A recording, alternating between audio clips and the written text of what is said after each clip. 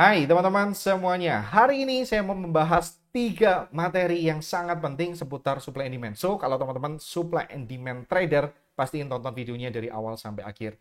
Nah teman-teman, video kali ini saya buat berdasarkan request atau pertanyaan dari salah satu teman kita, Mas Denny Asyari. Terima kasih Mas Denny udah merequest pertanyaannya atau bertanya melalui kolom komentar di YouTube-nya Jaripedia.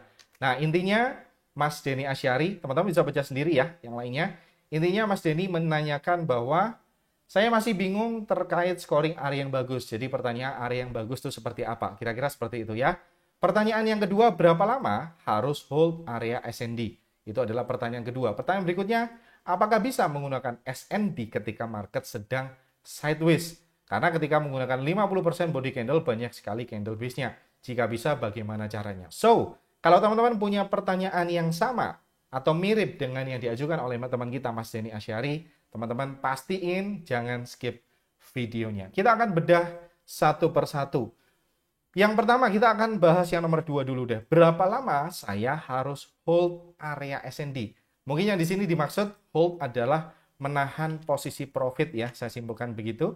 Nah, teman-teman, saya akan catat di sini berapa lama hold posisi profit. Saya akan bedah jadi 2 deh. Profit, ini ya. Mungkin saya akan jawab dengan lengkap. Berapa lama hold pending ordernya. Gitu kan kira-kira ya. Oke, saya akan jawab satu persatu. Berapa lama hold posisi profit? Nah, untuk menjawab pertanyaan ini, berapa lama hold posisi profit, teman-teman wajib ketahui ada 4 cara yang bisa teman-teman pilih mana yang terbaik berdasarkan data teman-teman. Sekali lagi, saya share ini adalah informasi, teman-teman perlu validasi mana yang teman-teman rasa sangat fit atau cocok dengan teman-teman. Yang pertama adalah teman-teman bisa melakukan fix TP. Fix TP adalah cara yang paling mudah ya. Ini paling mudah, saya akan catat. Paling mudah kenapa? Karena bisa set and forget. Fix TP itu yang saya maksud adalah 1:1, 1:2, 1:3, kayak gitu. Misalkan nih, kemarin kita punya satu area yang sangat menarik di sini adalah drop bis drop. Kalau teman-teman kemarin nge-sell di sini, tentu aja akan pasang sell limit di daerah sini ya. Saya akan pasangin buat teman-teman. Oke, itu adalah proximal, ini adalah titik distalnya. Saya akan lakukan penambahan spread dan juga buffer ya, sehingga bisa di-adjust dengan oke. Katakan ya, buffernya fix juga. Kita tambahkan 5 pips plus 1 spread ya. Kita bulatkan 3 ditambah 5 sama, atau 6 ya maksud saya, sama dengan 9.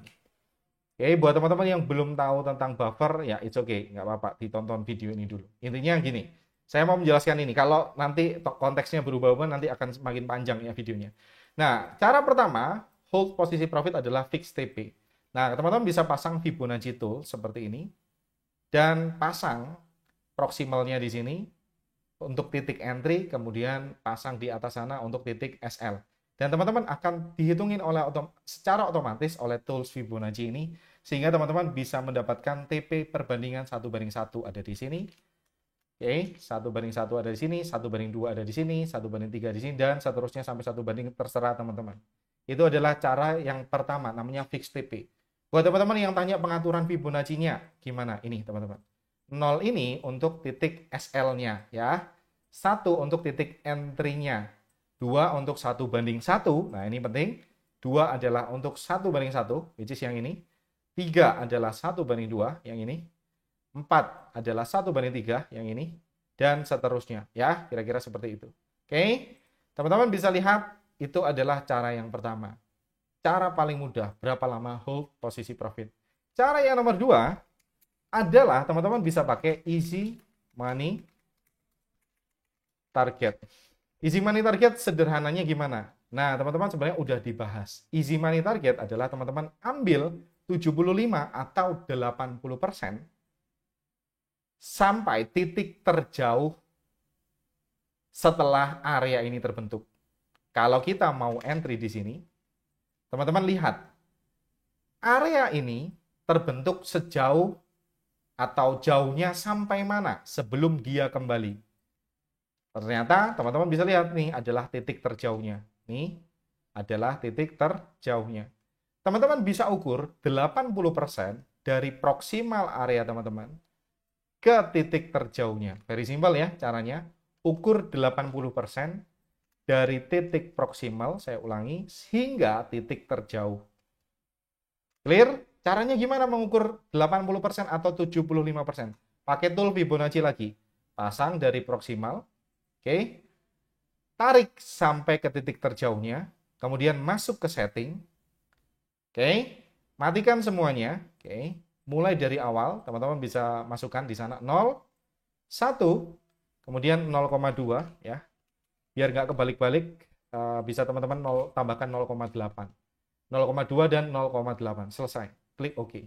Nah, ini adalah angka yang bisa teman-teman dapetin 80%-nya. Ini kalau teman-teman zoom in, kelihatan ya, di sana adalah 80%-nya.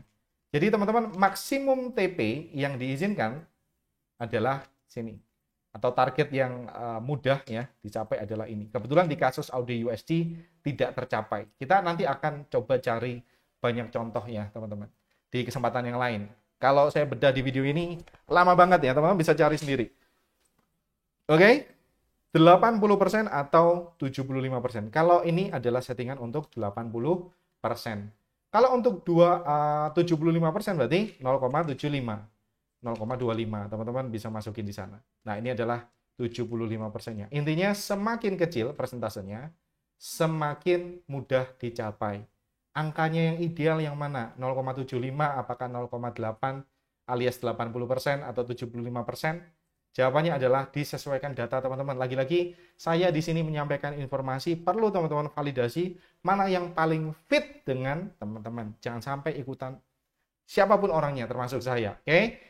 Kemudian cara hold posisi profit yang ketiga adalah final target. Teman-teman bisa cari final target dengan cara apa? Menaikkan ke time frame yang lebih tinggi. Kalau kita lagi entry di H1, kita perlu naik 2 tingkat. H1 biasanya kalau teman-teman gini, 2 tingkat maksudnya gimana? Kalau teman-teman lihat time frame yang umum di platform trading adalah misalkan kita entry di H1. Kalau kita naik kemana? H4 kan?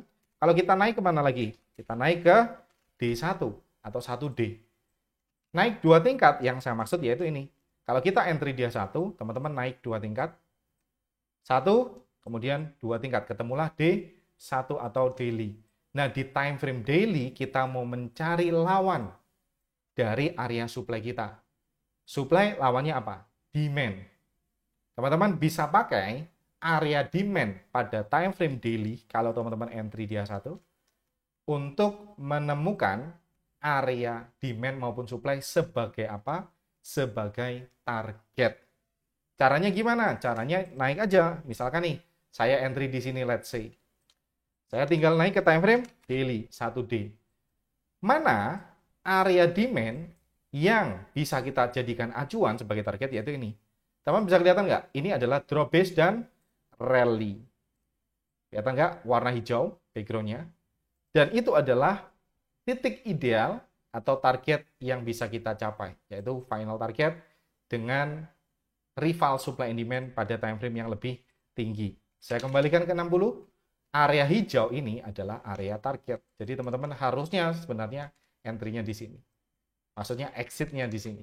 Berdasarkan rule yang nomor 3, final target. Yang terakhir apa? Yang terakhir adalah kita bisa pakai rival SN yang punya scoring bagus juga. Kita entry supply and demand tentu aja menggunakan area yang punya scoring bagus. Kebetulan area ini punya scoring yang cukup bagus, 4/5 searah dengan tren, artinya valid. Kita bisa exit kapan? Sama maksudnya gimana? Kita entry di area supply yang bagus, kita exit di demand yang bagus, gitu aja. Sebaliknya, kalau kita entry di demand yang bagus, kita mau sell atau kita mau exit di supply yang bagus.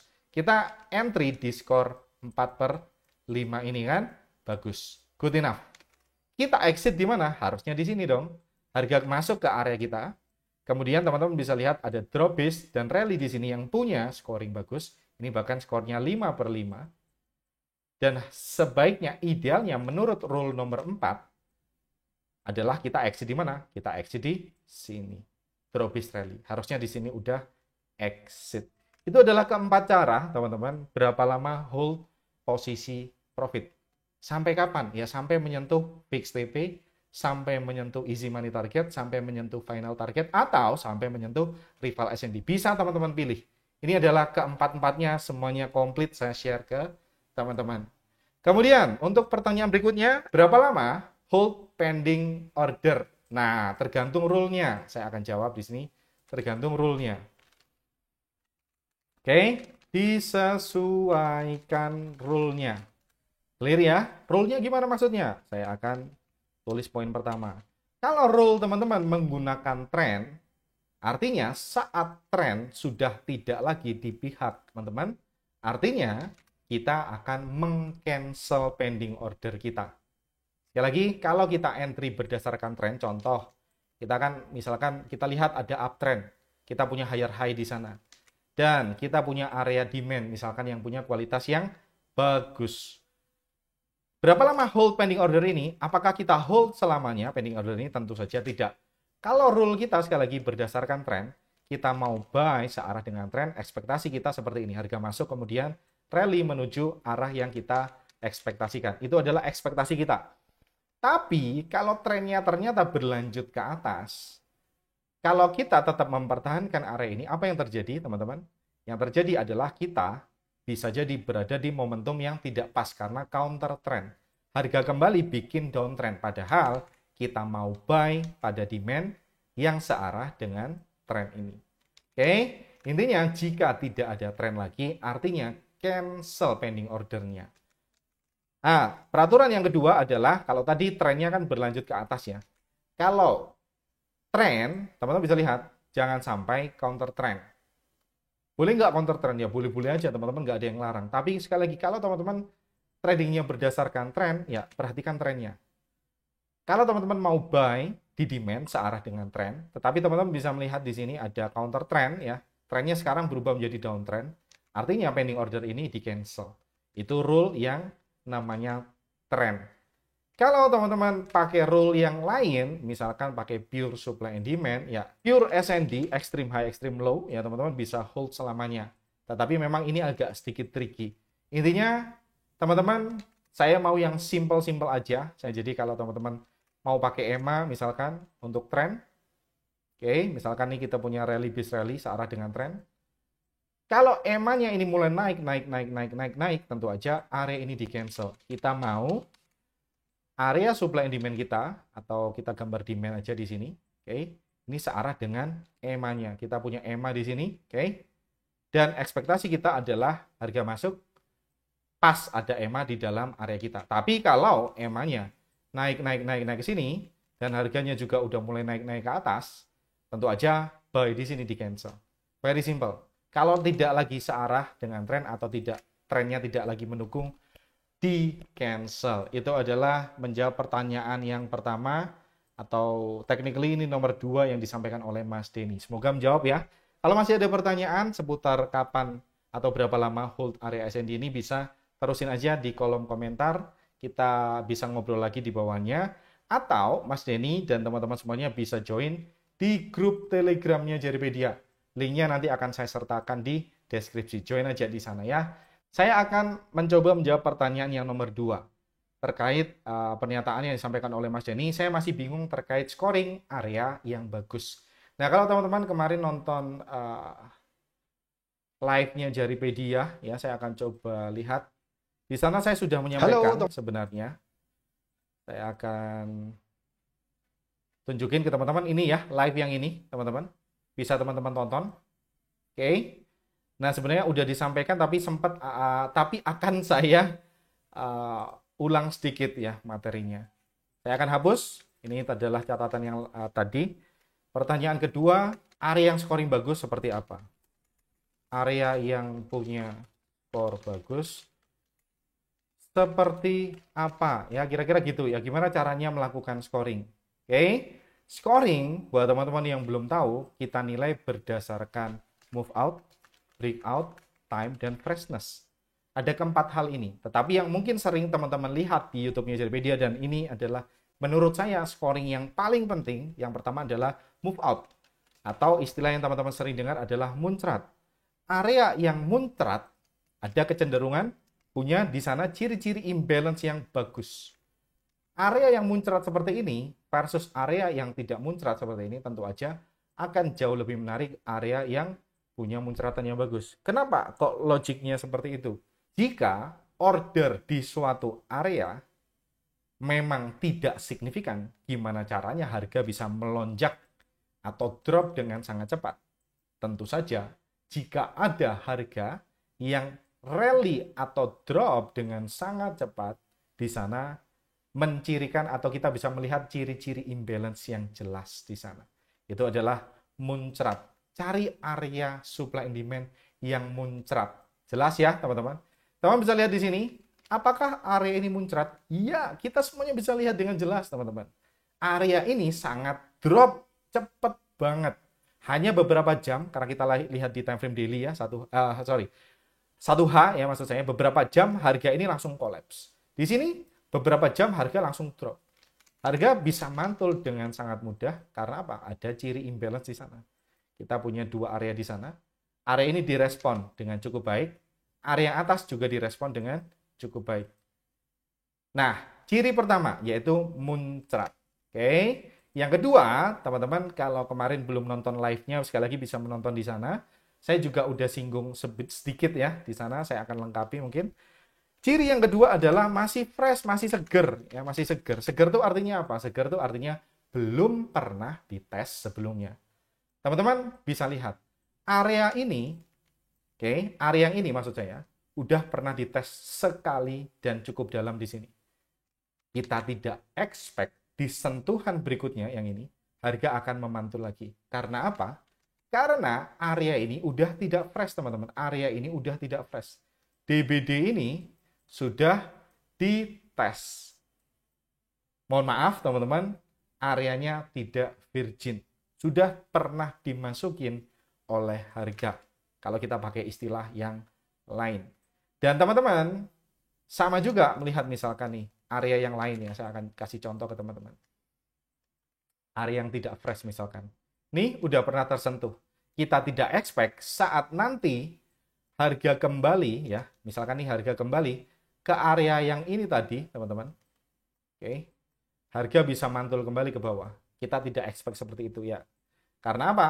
Ini udah dites satu kali dan cukup dalam di yang tempat yang saya lingkarin tuh.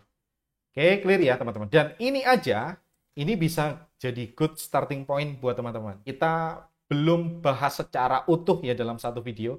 Tapi kalau teman-teman pengen lihat semuanya sebenarnya ada ya. Tinggal teman-teman cari deh di sini. Ada banyak banget. Atau teman-teman bisa join di grup Telegram. Teman-teman bisa tanyain ke saya mana video yang cocok untuk teman-teman. Ya. Kalau teman-teman ingin belajar lebih terstruktur tentang scoring, ya teman-teman bisa masuk aja ke jaripedia.com, lalu join ke program VIP Mentoring. Kita ngobrol banyak hal tentang scoring. Setiap minggunya kita ngobrolin tentang scoring. Bahkan kalau teman-teman ingin pakai numbering system, ya teman-teman bisa join di VIP maupun VIP Plus nih. Ini adalah dua package yang saya rekomendasikan buat teman-teman semuanya. So, itu adalah cara kita melakukan scoring. Kenapa kok perlu melakukan scoring? Saya tambahkan buat teman-teman yang masih bertanya-tanya. Scoring itu tidak lain dan tidak bukan adalah kita mau melihat ciri-ciri imbalance. Selesai. Kita sebagai supply and demand trader, trading di area imbalance. Maka dari itu kita harus bisa melihat area imbalance yang ditinggalkan oleh institusi. Dan kelar. Tugas teman-teman selesai. Cuma itu aja ya. Kemudian saya akan menjawab pertanyaan ketiga dari Mas Denny Asyari. Apakah bisa menggunakan SND ketika market sideways? Karena ketika menggunakan 50% candle, body candle banyak sekali candle base-nya. Jika bisa bagaimana caranya? Jawabannya bisa-bisa aja, teman-teman. Jawabannya bisa banget. Teman-teman bisa pakai strategi yang namanya trading di sideways. Atau bahkan trading counter trend, itu bisa dilakukan. Tapi tidak saya sarankan untuk teman-teman pemula ya. Dan cara yang pertama, yang sering banget di-share di YouTube-nya Jaripedia adalah confirmation entry. Teman-teman bisa cari sekali lagi, confirmation entry. Ketikin aja di sana. Ketikin aja di sana, masuk ke channelnya Jaripedia, ketikin di kolom pencarian search-nya ini ya. Bisa teman-teman cari. Yang kedua, bisa pakai pure SND. Selesai. Pure SND memang nggak sesering kita bahas confirmation entry ya, tapi pernah kita bahas. Cari aja di sana ya. Pure SND, ketikin aja dan seterusnya. Oke, itu adalah dua cara untuk melakukan trading di sideways. Dan kalau teman-teman ingat, kemarin kita juga barusan aja punya setup ya di NZD atau di mana ya. Saya akan coba buka ini deh, MyJaripedia. Saya akan masuk ke MyJaripedia. Kemudian saya akan nunjukin satu setup confirmation entry. Oke, come on.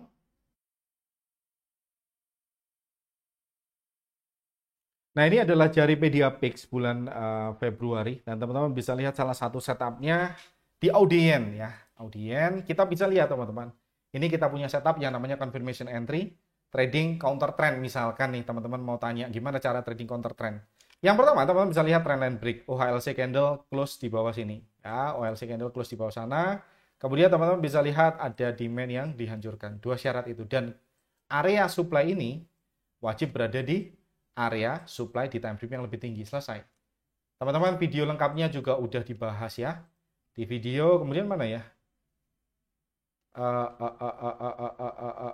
Ini dia, strategi trading confirmation entry dalam 5 menit. Bisa teman-teman tonton. Oke, clear ya teman-teman tentang confirmation entry. Saya juga sudah mencontohkan. Kemudian kalau kita lihat setup yang lain, misalkan di mana? Di NZD Yen misalkan. Kita buka. Ini adalah pure supply and demand. Mirip dengan confirmation entry ya kalau teman-teman lihat. Nggak ada, kalau di pure supply and demand kita nggak pakai filter trendline break ya, kita pakai filter yang lain. Dan kalau teman-teman lihat ya, di sini kita punya area yang imbalance versus area yang balance, dan itu adalah good combination. Dan kebetulan beberapa hari setelahnya areanya terpanggil dan kebetulan TP2.